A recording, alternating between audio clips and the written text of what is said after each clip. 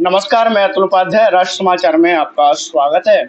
आज हम फिरोजाबाद के जिला टूंडला में स्थित हैं और यहाँ पे यूपीएससी का एक एग्जाम पास हुआ है, जिस पूरे टूंडला में या फिर कही जाए तो पूरे जिला में सिर्फ 2 ही लोगों ने क्वालीफाई किया है और जिनमें एक भाई हमारे साथ हैं इस वक़्त। कैसे क्वालीफाई किया उन्होंने यूपीएससी का एग्जाम और क्या-क्या स्ट्रगलों का सामना करना पड़ा?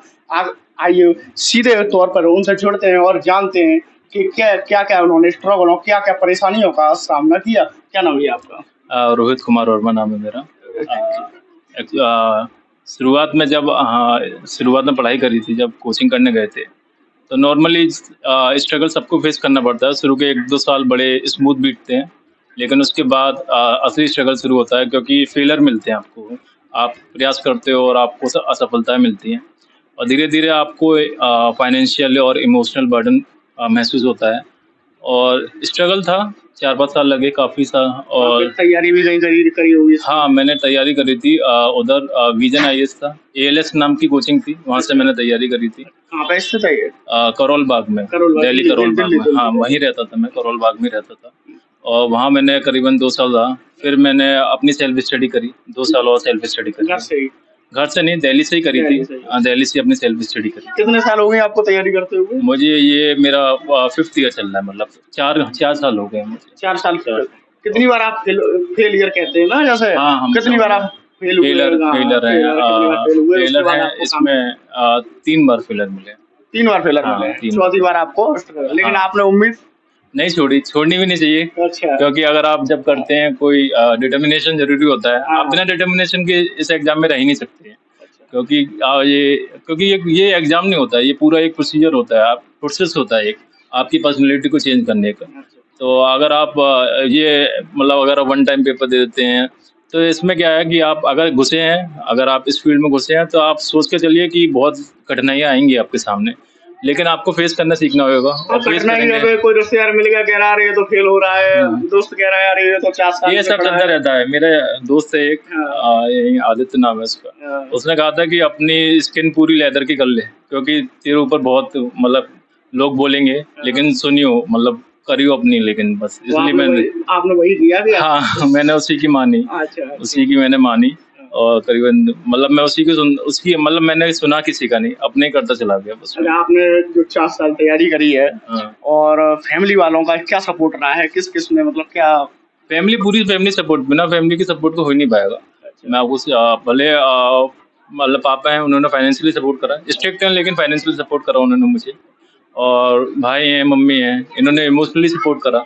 इमोशनली होता है ना, जब फेलियर मिलता है तो आप किसी से बात करना चाहते हैं, तो फिर मम्मी को कॉल करता था मैं, अपनी भाई को कॉल करता था, तो वो कहते थे कोई नहीं, एक और बात दे दे। तो इससे होप बढ़ता है ना, लगता है कि चलो कुछ लोगों को विश्वास है कि आप कर लोगे। अच्छा, आप अधिकारी की पोस्ट मिली है आपको? हाँ, अधिकारी की पोस्ट मिली है, तो आप कैसे अधिकारी बनना चाहोगे? और मैंने देखा है कि काफी अधिकारी कुछ भ्रष्ट भी होते हैं, कुछ नालायक होते हैं और कुछ अच्छे भी होते हैं, जो कि अपना रुतबा और कायम हमेशा रखते हैं, तो कैसे बनोगे? जब आप क्या होता है कि जब आप किसी फील्ड में घुसते हैं, अधिकारी बनते हैं, तो शुरुआत में आप में बड़ा जोश होता है कि यार मैं सिस्टम चेंज करने आया हूँ, है ना। तो लेकिन होता क्या है ना, धीरे धीरे सिस्टम आपको चेंज करने लगता है। तो आपको ये आपके अंदर होना चाहिए कि आप इस चीज़ को रेसिस्ट करें, है ना। रेसिस्ट का मतलब होता है कि अपनी ज़रूरतों को बहुत लिमिट में रखें। ये नहीं कि आप पे पैसा आ रहा है तो आपकी ज़रूरतें भी बढ़ती जा रही हैं, क्योंकि ज़रूरत ही आपको कहीं न कहीं भ्रष्ट बनाएगी। तो एट द एंड आप अगर अपनी अपनी उम्मीदों को बढ़ाएँगे, अपनी ज़रूरतों को कम करेंगे, तो आप अच्छे अधिकारी बन के सफलता। आप ईमानदारी अधिकारी का काम करेंगे? बिल्कुल, अधिकारी बिल्कुल ईमानदारी से काम करेंगे, तभी हमारा उत्तर प्रदेश थोड़ा मजबूत होगा। नहीं, बिल्कुल। ऐसा है, देखो, अपना उत्तर प्रदेश हमें मजबूत बनाना है और जब आप ईमानदारी से काम करेंगे तो हमारा उत्तर प्रदेश मजबूत होगा और पूरा सिस्टम मजबूत होगा। अगर आप अधिकारी, क्योंकि अधिकारी से सिस्टम होता है। अगर कोई भी विभाग हो, अगर अधिकारी भ्रष्ट है तो सिस्टम अपने आप भ्रष्ट है और वो अपने आप कोलैप्स कर जाएगा। अगर 2-3 साल चलेगा, भ्रष्टाचार कितना चलेगा, है ना। लेकिन अगर वो विभाग ही अगर भ्रष्ट हो गया तो वो अपने आप कोलैप्स कर जाएगा और जनता का उस पर विश्वास उठ जाएगा। तो इसलिए आप अधिकारी का ईमानदार होना बहुत ज़रूरी है, अगर आपको विभाग और देश को आगे बढ़ाना है। पब्लिक का क्या सपोर्ट करें? पब्लिक को क्या सपोर्ट गरीब लोगों को, गरीब जनता को क्या सपोर्ट करेंगे हमारे गरीब जनता के लिए बेसिकली क्या होता है कि सबसे पहली बात होती है कि गरीब की सुनवाई होनी चाहिए, है ना? अगर क्योंकि हमने देखते हैं कि पहले ही जो पॉइंट होता है कि गरीब की अब सुनवाई नहीं होती ज़्यादातर। तो अगर आप गरीब की सुनवाई करेंगे और फिर धीरे-धीरे मतलब अगर आप उनको कहेंगे कि आप उनकी सारे होते हैं ना शिकायतों को, उनकी सारी जो प्रॉब्लम्स चल रहे हैं, उनको रिज़ॉल्व करेंगे, है ना? कठिनाई चल रही है जो उनको आप मतलब सॉल्व करेंगे, तो वो अपने आप उनका भला होता चले जाएगा और बल्कि ये आपकी ड्यूटी है, इसी का पैसा मिल रहा है आपको। तो आप अपनी ड्यूटी करिए, गरीबों का भला अपने आप हो जाएगा। आप जैसा ईमानदार अगर अधिकारी हमारे उत्तर प्रदेश को मिल जाए ना, हाँ, अच्छा। तो हमारी सरकार शायद बदल जाए, जो इस टाइम भ्रष्ट अधिकारियों का ज्यादा दबदबा है मेरे हिसाब से। ठीक है, तो उस हिसाब से थोड़ा हमारा सिस्टम चेंज हो जाए अगर आप जैसे अधिकारी हमारे पास बिल्कुल, बिल्कुल और मुझे लगता है कि उम्मीद है कि आप अच्छे अधिकारी भी मतलब काफ़ी होने चाहिए मतलब तभी आप एक स्टेट होता है या देश आगे बढ़ सकता है। ये क्या संदेश देना चाहोगे आप लोगों को, क्या संदेश देना चाहोगे जो पढ़ाई कर रहे हैं, जो फेल 1-2 साल फेल भी हो गए हैं, घर से थोड़ा स्थिति भी मजबूत नहीं है उनकी, क्या संदेश देना चाहोगे? अगर आप पढ़ाई कर रहे हैं, पहले कंडीशन है कि अगर आप पढ़ाई कर रहे हैं और स्थिति सही है आपकी, तो आप फेलियर मिलेंगे तो आप सस्टेन करिए, उनको मतलब फेलियर को एक्सेप्ट करिए, अपने आप को सुधारिए। अगर लगता है कि आपकी स्थिति मतलब फाइनेंशियल सपोर्ट इतना नहीं है, जैसे मुझे लगा था कि मतलब मैंने भी फ्रीलांसिंग करी है, मैं अपने अब घर से पैसा लेना मैंने 2 साल के लिए बंद कर दिया था।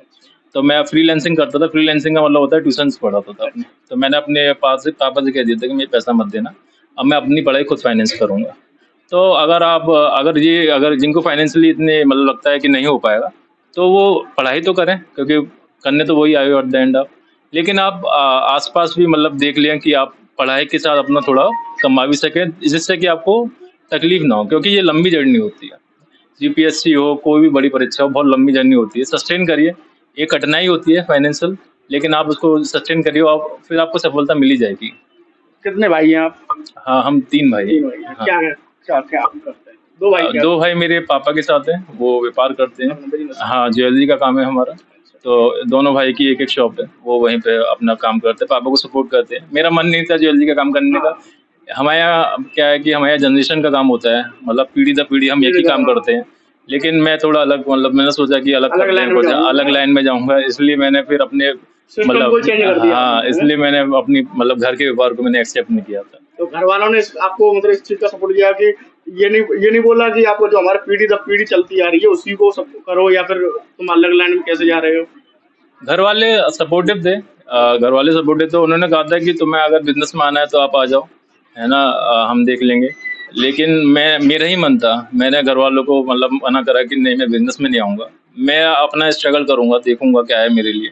तो एट द एंड एक पेपर क्लियर करके मैं थोड़ा सैटिस्फाई हूँ। चलो, हमें उम्मीद है आप ईमानदारी से काम करेंगे और हमारे उत्तर प्रदेश को मजबूत स्थिति में पहुंचाएंगे। और इसी के साथ मैं अतुल उपाध्याय, कैमरामैन राजू के साथ राष्ट्र समाचार फिरोजाबाद।